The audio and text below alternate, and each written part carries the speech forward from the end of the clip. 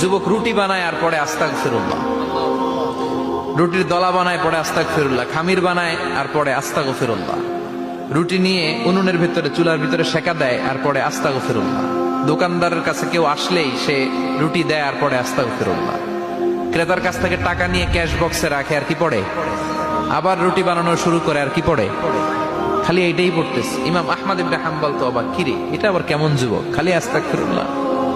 উনি প্রশ্ন করলেন, যুবক ঘটনা কি? আসার পর থেকেই তোমার দেখতেছি তুমি রুটি বানাও, রুটি বিক্রি করো আর পড়ো আস্তাগফিরুল্লাহ, মালাকা ইয়া শাবাব। যুবক বলে, আস্তাগফিরুল্লাহ আমার সবচেয়ে বেশি পছন্দের আমল, আমি সব সময় আঠার মতো ইস্তেগফারের সাথে লেগে থাকি আর সব সময় পড়তে থাকি আস্তাগফিরুল্লাহ, আর এর বদৌলতে আল্লাহ আমারে মুস্তাজাবুদ দাওয়া বানিয়ে দিয়েছে। আহমদ ইবনে হাম্বল তো অবাক, আনতা মুস্তাজাবুদ দাওয়া, তুমি মুস্তাজাবুদ দাওয়া রুটিওয়ালা? আমি এত বছর হাদিস পড়াই, আমিও তো মুস্তাজাবুদ দাওয়া না, আর তুমি রুটি বেচো বাজারে, তুমি মুস্তাজাবুদ দাওয়া, তুমি দোয়া করলে সব কবুল হয়ে যায়? যুবক বলে, না আনা মুস্তাজাবুদ দাওয়া, আমি আমার জীবনে যত দোয়া করেছি কবুল করে নিয়েছে কে?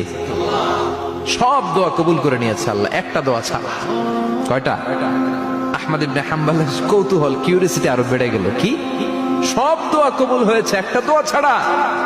মাযালিকা দোয়া ইয়া শাব, কি সেই দোয়া? যুবক এবার বলতে শুরু করলো, আমার জীবনে যে দোয়াটা আল্লাহ কবুল করে নাই সেটা হচ্ছে, আমি আল্লাহর কাছে অনেক চেয়েছি, অনেক দোয়া করেছে যে আল্লাহ, শুনেছি এই জামানার সবচেয়ে বড় মুহাদ্দিস, তার নাম নাকি ইমাম আহমদ ইবনে হাম্বল, আল্লাহ তোমার কাছে আমার চাওয়া, আমি যেন এই ইমাম আহমদ ইবনে হাম্বলের দেখে মরতে পারি, আমি যেন ইমাম আহমদ ইবনে হাম্বলের হাতে হাত রেখে মুসাফা করতে পারি আর তার কপালে একটা চুমু এঁকে দিতে পারি। আহমদ ইবনে হাম্বল আবেগপ্রবণ হয়ে গেলেন, চোখের পানি ছেড়ে দিলেন, বললেন, যুবক তোমার এই দোয়াটাও কবুল হয়ে গিয়েছে। আহমদ ইবনে হাম্বলের দেখা সাক্ষাৎ পাওয়ার জন্য আহমদ ইবনে হাম্বলের বাড়িতে তোমার যাওয়ার দরকার নাই, আহমদ ইবনে হাম্বল তোমার দরবারে ছুটে এসেছে। আনা আহমদ ইবনে হাম্বল মুহাদ্দিসুদ দাহর, আমি নিজেই আহমদ ইবনে হাম্বল। যুবক চোখের পানি ছেড়ে দেয়, আহমদ ইবনে হাম্বল চোখের পানি ছেড়ে দেয়।